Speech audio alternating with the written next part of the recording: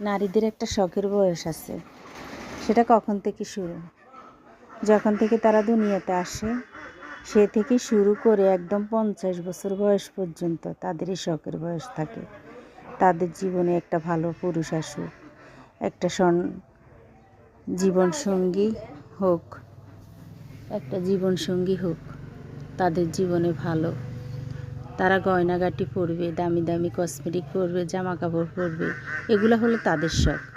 আর একটা পুরুষের শখ বলবেন তো কখন থেকে শুরু হয়?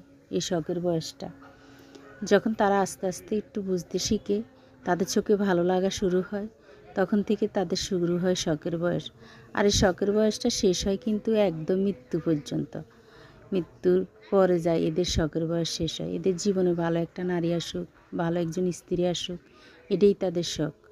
আর এই শখটা তাদের মৃত্যু পর্যন্ত থাকে।